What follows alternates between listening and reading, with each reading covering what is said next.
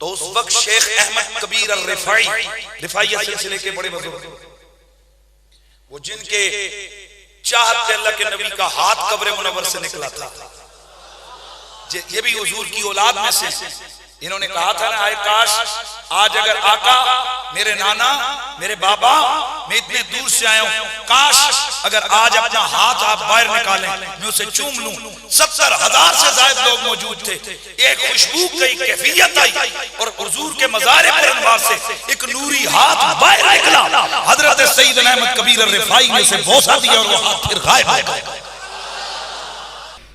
India Pakistan میں دو بھاری مکتبہ فکر، نمبر 1 بریلوی اور نمبر 2 دیوبندی، ان دونوں کی متفقہ کتابوں میں یہ مسئلے لکھے ہوئے ہیں۔ دیوبندیوں کی جو تبلیغی جماعت ہے، اس کا جو تبلیغی نصاب میں ایک چیپٹر ہے جس کا نام ہے فضائل درود اور فضائل حج، ان دونوں کے اندر یہ واقعہ شیخ ذکریہ صاحب لے کر آئے ہیں۔ فضائل حج واقعہ نمبر 12 صفحہ نمبر 166، اور بریلویوں میں مولانا الیاس قادری صاحب فضائل سنت میں مصافحہ اور معانقہ کی سنتیں اور آداب، اس میں یہ واقعہ لے کے آئے ہیں۔ ان کا کوئی قصور نہیں ہے، یہ جلال الدین سیوطی نے نقل کیا ہے، پیچھے بزرگ نقل کر گئے ہیں، یہ اگلے والے بیچارے ان بزرگوں کو بچا کے اپنا معاملہ خراب کر رہے ہیں۔ وہ کہتے ہیں شیخ احمد رفاعی صاحب 555 ہجری میں نبی صلی اللہ علیہ وسلم کی وفات کے 550 سال کے بعد قبر رسول پر حاضر ہوئے۔ انہوں نے کہا یا رسول اللہ صلی اللہ علیہ وسلم، جب تک میں مصر میں تھا میری روح آستانہ مبارک پہ آتی تھی، اب میں جسم کے ساتھ آیا ہوں، اپنا ہاتھ مبارک باہر نکالیے، میں آپ کے ہاتھ کو بوسہ دینا چاہتا ہوں۔ اب مجھے بتائیں ولیعوذ باللہ تعالی کہ یہ اگر ہر حاجی یہی ڈیمانڈ وہاں شروع کر دیں، کیا کسی صحابی نے ڈیمانڈ کی ہے؟ کسی صحابی نے؟ تو وہ کہتے ہیں 90,000 لوگوں کی موجودگی میں نبی صلی اللہ علیہ وسلم نے اپنا مبارک ہاتھ نکالا قبر مبارک سے باہر، انہوں نے اس کو بوسہ دیا، اور ان 90,000 لوگوں میں شیخ عبد القادر جیلانی رحمۃ اللہ علیہ کا نام بھی ذکر کیا جاتا ہے تاکہ بریلوی بیچارے سہم جائیں۔ یہ میں کہہ رہا ہوں بریکٹ میں، کوئی یار شیخ عبد القادر جیلانی نے بھی دیکھا ہے؟ وہ بھائی کدھر دیکھا انہوں نے؟ کوئی ویڈیو بنی ہوئی ہے؟ فوراً بزرگ کا نام لگا دیا تاکہ بندہ، بھائی میرے جھوٹ کے پاؤں نہیں ہوتے۔ یہ بات کر رہے ہیں 555 ہجری، 8 سے 1000 سال پہلے، 8 سے 100 سال پہلے بھی مسجد نبوی کے اندر 90,000 کا مجمع نہیں آتا تھا۔ یہ 90,000 کا مجمع، 1000 سال تو بہت دور کی بات ہے، جھوٹ کے پاؤں۔ اور دوسری جو لاجیکل بات یہ ہے، سیدہ فاطمہ رضی اللہ تعالیٰ عنہا کو نبی صلی اللہ علیہ وسلم کی وفات کے بعد کسی نے ہنستے ہوئے نہیں دیکھا، انہوں نے تو کبھی کبھی مبارک پہ جا کے التجا نہیں کی کہ یا رسول اللہ صلی اللہ علیہ وسلم ہاتھ مبارک باہر نکالیے۔ سیدہ عائشہ 47 سال تک اسی مبارک حجرے میں رہی ہیں، 58 ہجری میں فوت ہوئی ہیں، انہوں نے کبھی نبی صلی اللہ علیہ وسلم کے ساتھ ملاقات نہیں کی۔ کسی ضعیف حدیث سے ہی ثابت کر دیں، صحابہ کے بارے میں ایسے واقعات نہیں ملیں گے آپ کو، کیونکہ یہ بعد میں مسئلہ ہوا ہے خراب، پہلے نہیں تھا۔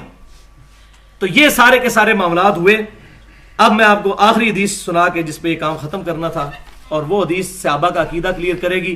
کتاب الاستسقاء چیپٹر انٹرنیشنل نمبرنگ کے مطابق 1010 نمبر حدیث صحیح بخاری میں، حضرت عمر فاروق رضی اللہ تعالیٰ عنہ کے زمانے میں جب قحط پڑ جاتا تو سیدنا عمر فاروق رضی اللہ تعالیٰ عنہ نبی صلی اللہ علیہ وسلم کے چچا عباس بن عبد المطلب کو لاتے اور کہتے اے اللہ، جب تک تیرے رسول صلی اللہ علیہ وسلم ہم میں موجود تھے ہم ان کو بلایا کرتے تھے وسیلے کے طور پر، وہ دعا کرتے تھے، ان کی دعا کی برکت سے بارش نازل ہو جاتی تھی۔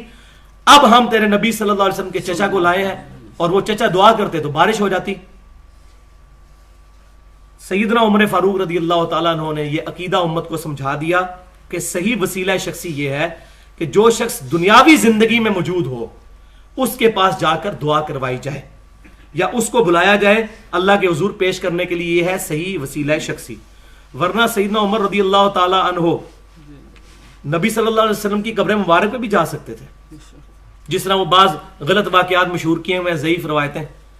آپ صلی اللہ علیہ وسلم فرمایا علیکم بسنتی و سنت الخلفاء الراشدین المہدیین۔ سیدنا عمر نہیں گئے بلکہ الٹا، اور مزے کی بات جو میں نے پوائنٹ آؤٹ کی ہے اس میں الحمدللہ، اور بڑے علماء نے اس کو پسند کیا ہے، کہ بخاری اور مسلم کی متفق علیہ حدیث ہے کہ نبی صلی اللہ علیہ وسلم کی مبارک انگلیوں سے جو پانی کے چشمے جاری ہوئے تھے نا، اس میں ایک حدیث میں حضرت عمر بھی ہیں جنہوں نے کہا یا رسول اللہ صلی اللہ علیہ وسلم یہ پانی کا پیالہ ہے، آپ اپنی مبارک انگلیاں اس میں رکھیں نا، پانی کے چشمے جاری ہوں۔ تو آپ صلی اللہ علیہ وسلم نے اس مبارک پانی میں انگلیاں رکھی، اپنی انگلیاں مبارک، اور پانی کے چشمے جاری ہوئے، ہزاروں صحابہ نے پانی استعمال کیا۔ یہ معجزہ۔ اب حضرت عمر تک تو یہ بات بھی تھی کہ آپ صلی اللہ علیہ وسلم کی مبارک انگلیوں سے پاؤں پانی کے چشمے جاری ہوتے ہیں. شیخ ذکریہ صاحب اور الیاس قادری صاحب جو واقعہ لکھ رہے ہیں, حضرت عمر کو چاہیے تھا قبر رسول پہ جا کے کہتے یا رسول اللہ صلی اللہ علیہ وسلم آپ تو برزخی یاد کے ساتھ زندہ ہیں. بالکل ہے الحمدللہ, لیکن اس زندگی کو انہوں نے یہ زندگی نہیں شمار کیا. تو آپ قبر مبارک سے ہاتھ نکالیے, میں پانی کا پیالہ لے کے آیا ہوں, اس میں رکھ دیجئے تاکہ امت سیراب ہو جائے. ان کو پتا تھا کہ اب ہمارے پروفٹ کے ساتھ ہماری ڈائریکٹ کمیونیکیشن نہیں ہو سکتی, اب وہ اللہ پہنچائے گا. اسی لیے درود شریف بھی یہاں سے شروع ہوتا ہے, اللہم صلی علی محمد. تو یہ بات سمجھیں. تو یہ گستاخی کے فتوے, بدعت کے فتووں سے اللہ تعالیٰ ہمیں بچنے کی توفیق عطا فرمائے. جو میں نے آج حق بات کہی, اللہ تعالیٰ ہمارے دلوں میں راسخ فرمائے. جو غلط بات میرے منہ سے نکل گئی, اللہ تعالیٰ ہمارے دلوں سے محو کر دے. اور وہ دعا پڑھ لیتے ہیں جو محفل کے کفارے کی دعا ہے, سبحانک اللہم و بحمدک اشہد ان لا الہ الا انت استغفرک و اتوب الیک وما علینا الا البلاغ المبین.